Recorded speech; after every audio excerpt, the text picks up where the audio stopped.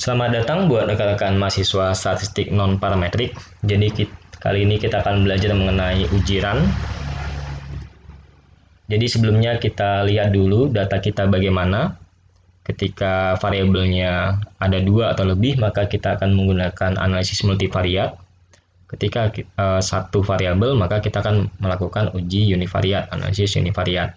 Selanjutnya kita melihat jenis datanya. Ketika datanya interval atau rasio dan distribusi data yang normal, maka kita akan bisa menggunakan statistik parametrik. Akan tetapi, jika datanya nominal ataupun ordinal, maka kita menggunakan statistik non-parametrik. Atau jenis datanya interval atau rasio, tetapi distribusi datanya tidak normal, maka kita menggunakan statistik non-parametrik. Selanjutnya kita melihat jumlah sampelnya bagaimana.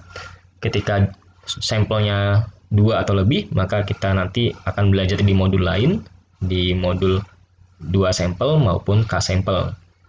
Ketika 1, kita lihat lagi tujuannya, apakah guna fit, maka kita nanti akan menggunakan uji chi-square ataupun uji Kolmogorov-Smirnov. Kalau satu sampel, di sini ada uji binomial maupun uji Range. Dan ini adalah tahapan uji hipotesis yang sudah kalian pelajari di mata kuliah metode statistika. Yang pertama yaitu menentukan hipotesis nol dan hipotesis alternatif. Selanjutnya menentukan tingkat signifikansi secara standar yaitu 5% yang diambil. Kemudian menentukan apakah dilakukan uji satu sisi atau dua sisi. Selanjutnya menentukan statistik tabel dan statistik ujinya bagaimana. Sebagai contoh, misal kita menggunakan uji chi-square, maka nantinya kita akan mencari nilai chi-square tabel dan chi-square hitung. Dari situlah nanti kita akan mengambil sebuah kesimpulan berdasarkan hasil analisis. Nah, ini adalah uji Range. Jadi uji Range ini digunakan untuk menguji apakah dua macam harga dari variabel dikotomi terjadi dalam barisan random. Dikotomi ini cuma ada dua kemungkinan nantinya. Nah, uji Range ini sangat cocok digunakan hanya bila mana urutan dari kasus-kasus dalam data sangat penting diperhatikan. Hipotesis nol dari uji ini adalah urutan harga-harga observasi adalah random. Sebagai contoh misalnya, kita akan memonitor item-item produk yang dihasilkan secara berurutan dari suatu mesin produksi. Dan kita ingin mengetahui apakah item-item tersebut rusak atau tidak. Sehingga kita dapat menggunakan uji Range ini untuk mengetahui bila item-item yang rusak itu dikumpulkan secara bersama. Artinya dia terdapat pola atau tidak. Kalau misalnya tidak terdapat pola random, maka mesin tersebut tidak jadi masalah. Tapi misalnya dia ada pola yang terbentuk, maka bisa jadi mesin produksi itu terjadi masalah. Seperti itu. Nah, sebagai contoh ini kita melempar sebuah mata uang secara 7 kali berturut-turut. Kemudian di mana pelemparan itu diulang sebanyak 3 kali sehingga dihasilkan 3 barisan. Jadi yang pelemparan pertama secara berturut-turut itu diperoleh hasil seperti ini. Jadi muka, belakang, muka. Selanjutnya barisan kedua, pengulangan kedua. Di sini muka, belakang, dan muka. Dan barisan ketiga. Nah, apa sih yang dimaksud dengan run itu? Jadi run itu adalah bagian maksimum elemen yang sama pada setiap barisan. Jadi ini dianggap satu run.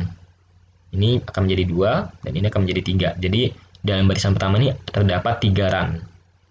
Sedangkan barisan kedua ini ada 7 run dan barisan ketiga hanya ada 2 run saja.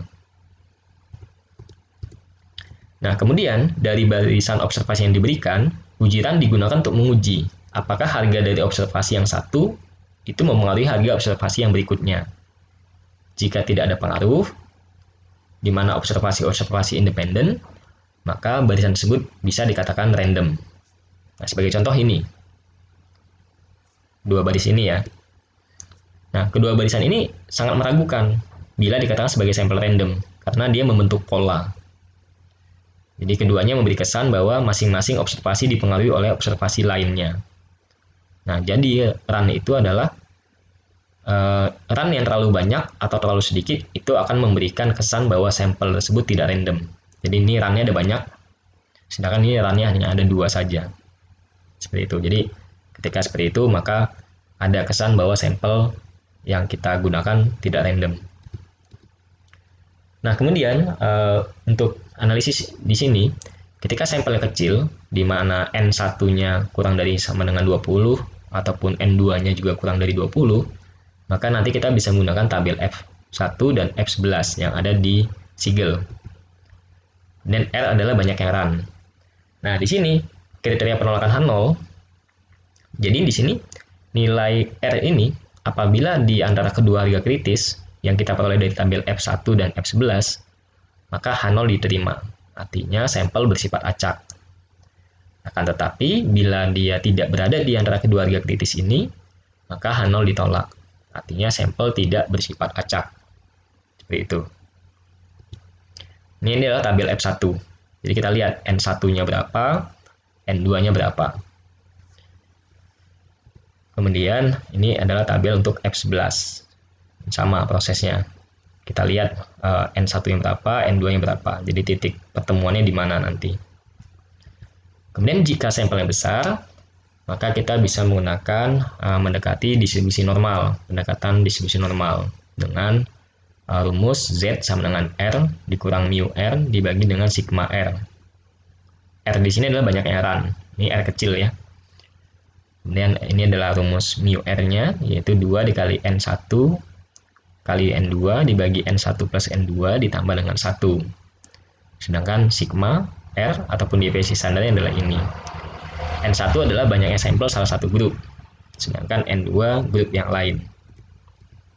Nah, sebagai contoh, kita punya 20 lampu pijar, jadi saya notasikan G, yaitu produk gagal, dan B adalah produk baik.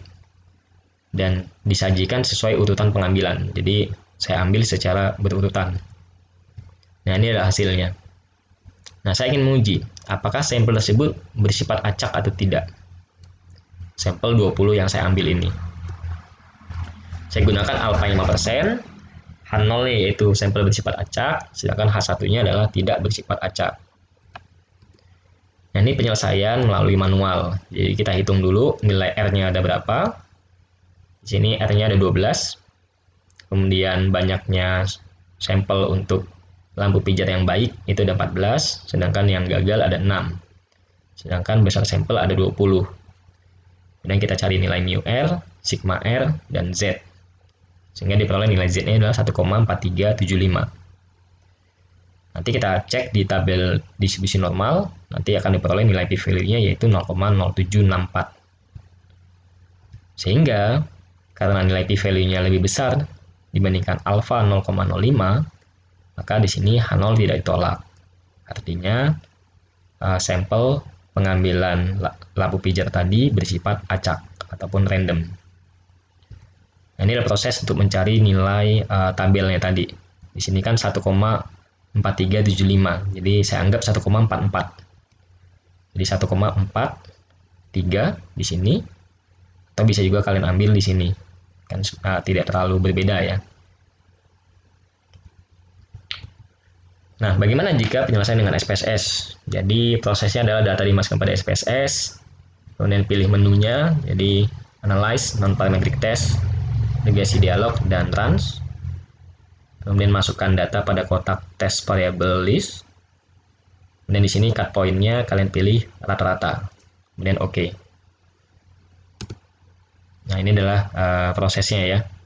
Jadi di sini untuk penginputan variabel saya value-kan, yaitu 1 adalah produk gagal dan 2 adalah produk baik. Seperti itu. Nah, titik pemotongannya saya menggunakan rata-rata. Tapi sebenarnya di sini kita bisa banyak pilihan ya.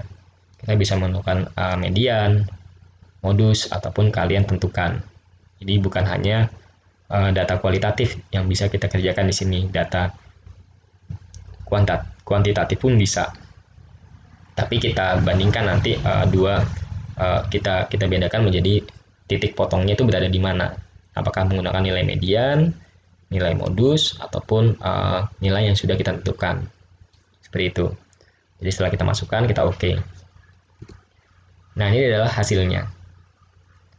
Nah, akan tetapi di sini hasilnya berbeda ya dengan manual.